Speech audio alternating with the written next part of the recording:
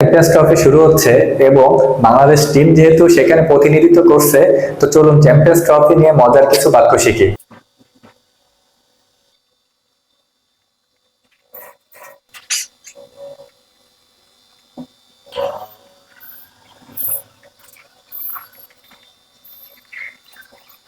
তাহলে প্রথম আমাদের সেন্টেন্সটা কি, যদি বাংলাদেশ চ্যাম্পিয়ন্স ট্রফি জেতে তাহলে পুরা দেশ উদযাপন করবে। যদি ইংরেজি কি, ইফ।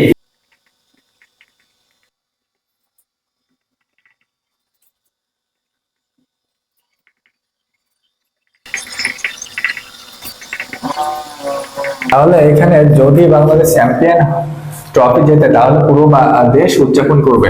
এখানে if Bangladesh wins the champions trophy the whole country will celebrate.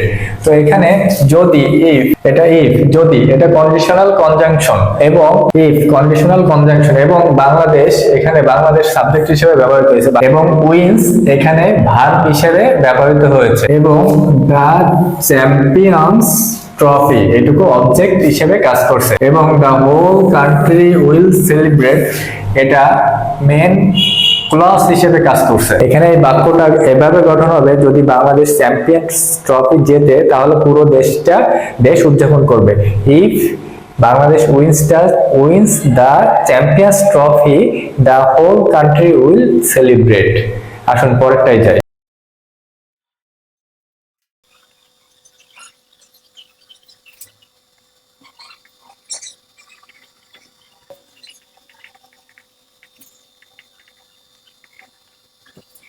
কে খেলছে তা গুরুত্বপূর্ণ নয়, সেরা দলই সবসময় ট্রফি জেতে। নো ম্যাটার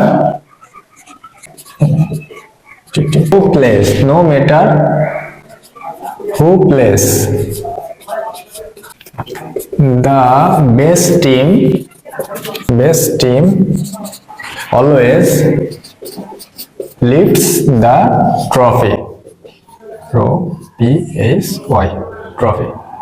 এখানে নো ম্যাটার বলতে বোঝাচ্ছে যে শর্ত যাই থাকুক না কেন সেটা পরবর্তী সময়ে একই রকম থাকবে এবং এখানে হুটা হচ্ছে রিলেটিভ প্রোনাউন, এটা বোঝাচ্ছে যে যেই খেলুক না কেন এবং প্লেস হচ্ছে প্রেজেন্ট সিম্পল টেন্স এবং the best team always leaves the trophy এটা হচ্ছে মেইন ক্লজ বা বাক্যের প্রধান অংশ।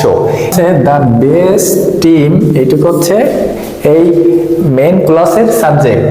তারপরে এটা লিভ হচ্ছে ভার্ব, এটা উত্তোলন করে বা যেতে, এটা হচ্ছে সাবজেক্ট এবং এটা অলওয়েজ এটা হচ্ছে অ্যাডভার্ব, এটা হচ্ছে অ্যাডভার্ব এবং এই যে দ্য ট্রফি এটা হচ্ছে অবজেক্ট। কে খেলছে তা গুরুত্বপূর্ণ নয়, সেরা দলই সবসময় ট্রফি জেতে। No matter who plays, the best team always leaves the trophy. এবং যদি আরেকটা সেন্টেন্সের উদাহরণ দিই তাহলে এমন হয়, no matter how hard it is we will success.